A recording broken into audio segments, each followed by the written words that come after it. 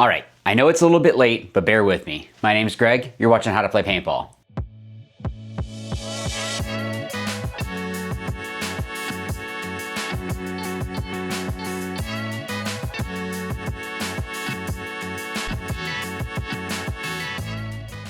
So I wanted to go through and do my usual good, bad, and ugly of the event. I apologize that this is a week later.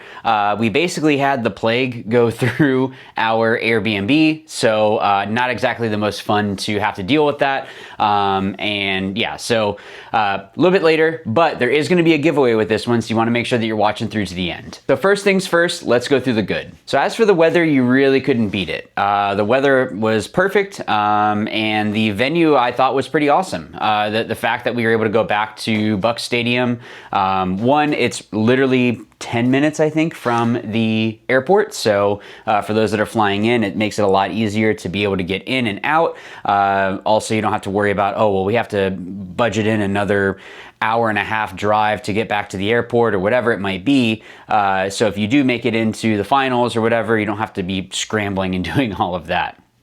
The other thing is, of course, I selfishly, of course, like it because, yeah, it's only like a little over an hour drive away, so I don't have to be flying all over the place. That's definitely a good thing. So the playing conditions are going to be kind of split. So, yeah, you'll see what I mean in a minute. So the playing conditions on the actual, the normal pro field as well as the other playing conditions were pretty good.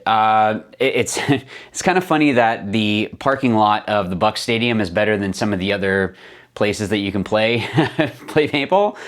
So yeah, it's just pretty flat. We did have on the pro field, there were some variations, so it would have been good to try to plan, I don't know, maybe to scoot things over maybe a little bit more. I know ultimately you can only do so much if it's a small difference, but looking from one side, those bricks on the snake side, it was a decent difference. So I don't know, it just changes things. So you just want to make sure that you're looking at all of that, but overall, definitely a good thing. Again, the fact that we were at the Buck Stadium is awesome. I think it's really cool that we were able to go and play there. That was definitely a positive. So being able to play in the stadium, walking through the tunnel, being able to be in there, it was definitely cool. And then even seeing like the little things of all the sponsors all the way around the stadium and being able to see like the Jumbotron and all of that. So a lot of really cool stuff in regards to what the league was able to accomplish, being able to play at least Thursday in the stadium. If you didn't watch the night matches, it really did look like Monday Night Football. Like it was really cool to see. There's still one shot I can remember, Chris Shear walking out from damage, and they were following him, and it really looked like a professional game happening. So it was really cool to see that.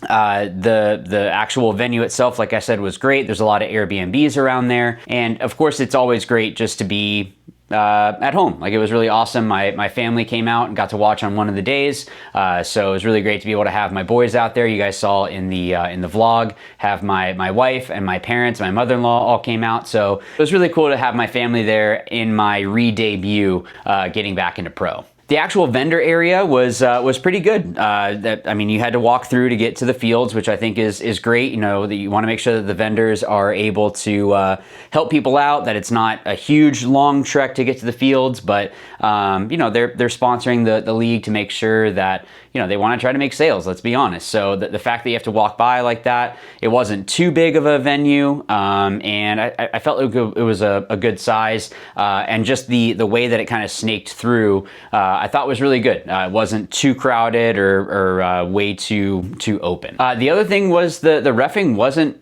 terrible. I think that I know of one call that, you know, we wanted to like, hey, can we get this looked at? But ultimately, it's really hard to ref pro paintball and just ref paintball in general. So it's not an easy thing to do. So I don't take away from the refs that go and do that. I think that this event was pretty good. I'm sure that I'm going to get comments down there below that are going to say otherwise, but Yeah. And then the last really great thing was, being able to step back out onto the pro field. So really cool to be able to get back out there, being able to compete there again, just be on the big stage again. So some of the bad, I would say, is some of the parking. It seemed like some of it you had to be like super, super far away. And I know I'm being nitpicky with this, but I don't know if there's a way that they can adjust a little bit so it's a little bit closer. Like there was, of course, the VIP area is going to be right next to it. I get that. It wasn't like it can be at World Cup, but there were some times that it was like, oh man, this is kind of a haul to get through. So that definitely could have been something that they could have improved on. The one bad thing that I will say with the playing conditions was in the stadium, the grass was basically dead. My understanding is that there was some concert or something the weekend before, so they had some coverage on it and it kind of killed some of the grass. I don't know. I think it would have looked a lot better if it was the nice green grass, or at least be able to put turf down and be able to do that. The fact that, when we walk into the stadium, and I personally didn't like having the Jumbotron while people are playing. The fact that you could just shoot and then look up and go, oh, that's where the guy is. It just seemed, I don't know, I get that they're trying to do something where it's more professional looking, but it's also tough when you're trying to compete, and part of playing in the NXL is being able to be sneaky. When you can't get that sneakiness, it definitely takes away from the playing itself. So I don't know how they would be able to get around that. It's obviously different than football or hockey or whatever, where even if you did look up at the Jumbotron, it's not really giving you any information. But I don't know what they could do different, because you want it to be that people can see what it is that's going on. But I don't know, maybe there's a way that they can change the angle of it or something. I'm not really sure. But I don't like that. It basically was like having coaching. You knew you could just look up and see, okay, this is where this guy is, and that was that. But really, other than that, it seemed like a really great event. I don't even really have any ugly, to be honest. The only, there really, yeah, that's it. There really was no ugly. It was a very good event.